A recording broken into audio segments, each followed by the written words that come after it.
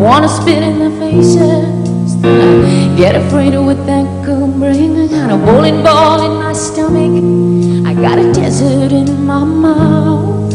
I figures that my courage but used to settle down now. I've been looking for a savior in these dirty streets, looking for a savior beneath these dirty sheets. I've been raising up my hands, driving up the nail in. Just what God needs, one more victim. Why do it? Crucify ourselves every day. Crucify myself, and nothing I do is good enough for you.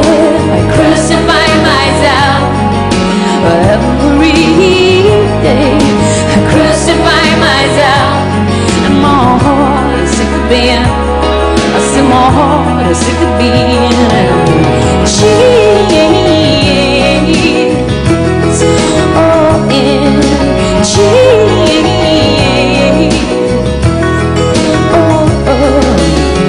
Got a kick for dirt, a begging for love. I gotta have my suffering so that I can have my cross. I know a cat named Easter, he says, will you ever live? You're just an empty cage, girl. I kill the bird. Why do we crucify ourselves every day? I crucify myself, and nothing I do is good enough for you. I crucify myself every day. I crucify myself, and my heart is sick of being. Some more is sick of being cheated. Oh, and cheated.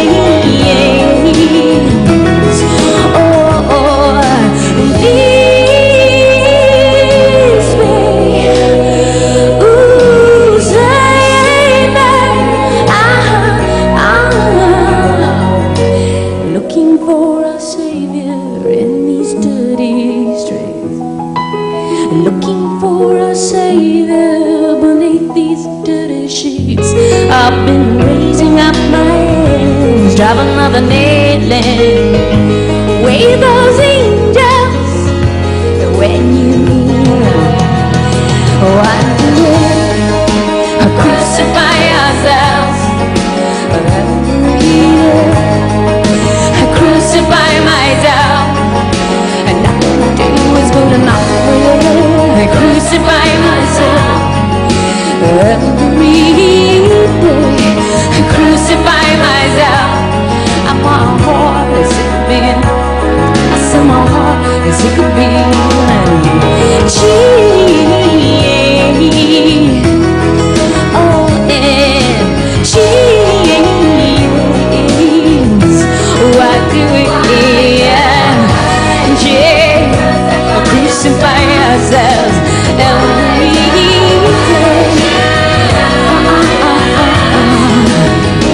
I'm never going back again. I crucify myself again. You know, never going back again.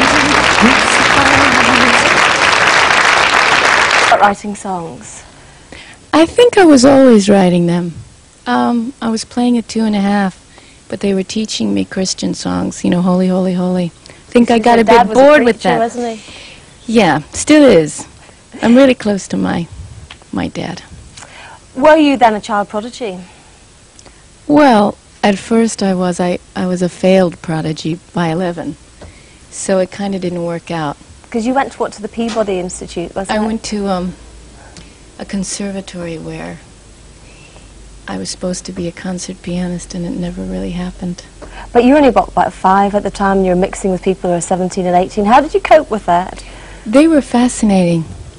They're the reason that I think I have good memories of that. That was the best part of the school. I learned more in the hall than I did in the classroom. And then to be rejected at 11, what did that do to you? I'm still getting over that. I don't think people realize when you're a kid how much that affects you. You don't understand why you're being rejected. You just think that I'm 11 now and I'm a disappointment. And you either get really angry or really hurt. So I got really hurt and then I got really angry. And is this something which you're still kind of coming to terms with these days, Yeah, you think? I think that there's so much in our childhood. Everybody gets rejected in different ways, but it's because it's not talked about. It's not dealt with. Rejection isn't going to stop, but when somebody can talk to a kid and say, let's talk about this a minute. This isn't necessarily you, that you don't have something special. Maybe you're just not in the right place. These people don't understand you. That's not about you. But I didn't have that. I'm not blaming anybody, but it's taking me years to understand that. So how did you cope at the time? You'd been booted out. What happened then? Did you reject your music at that time, or? For a year I did. That doesn't sound like much, but I played 10 hours a day. So to do nothing for a year was, I just couldn't touch it. And I went through that later on again when I was about 21, but my father came to me when I was 13 and said, what do you want to do? And I said, my own stuff. And he said, well, get dressed. And we got a job at a gay bar in Washington, D.C., while Mother was away. What did Mother think when she came back? Mother was in shock, but soon we started taking her along with us. So it was, you know, it was a big step because they became supportive.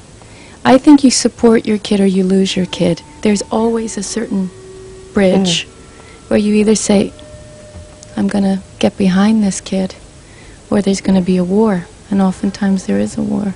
Have you used your songs very much, do you think, and what you've poured into them of your own experiences to get to know yourself and to be at peace with yourself? Yeah, I think I learn more about me by listening to them. They really teach me about how I'm really feeling. I'll think everything's all right, and then I hear one of my songs and go, you really don't like that person, do you? And it's where I'm most honest, really. It's where I cop. What do you keep back for yourself, though, because you pour so much into them? What's left for you at the end of the day? Cooking. I make myself a really yummy meal. But emotion-wise, is there a part which you think, that's too private, I can't possibly put it into song and put it into that public arena? Well, you know, there are a couple things, but I put a lot into song. I mean, I kind of lay it on the line. I just don't give names and numbers. I mean, I've said, because, you know, people really don't know who they're about, even the people that I write them about. And, you know, I can't tell because I'm sitting there Sunday brunch with these people. And they don't realize? They have no idea, no. Why do you think you had to come to England to get the sort of success which you found? It's interesting that, you know, quite a few of my English mates have had to go to America, especially film directors. And sometimes you have to leave home to get away from those feelings of, I can't break out of this. And when I came here, I felt confident. And I think I gave myself something that I didn't when I was there.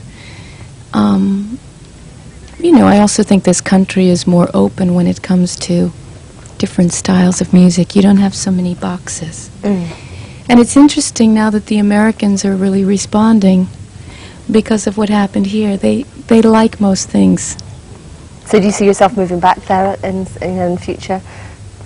Well, I'll go back for some Mexican food, but, you know, I'm kind of a rambler. I don't see myself staying in one place too long. Okay, Tori, thank you very much for joining us today. Thanks, Karen.